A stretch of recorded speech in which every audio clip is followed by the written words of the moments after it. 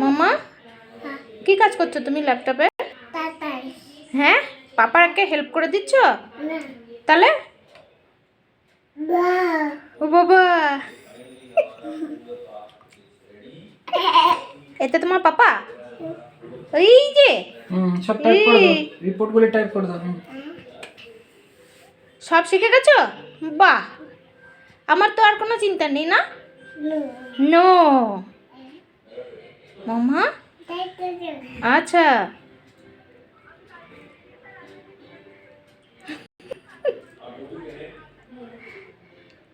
ভালো লাগছে করতে? ভালো, আচ্ছা করো, পাপাকে খুব সুন্দর করে হেল্প করে দাও। ঠিক আছে, ঠিক আছে।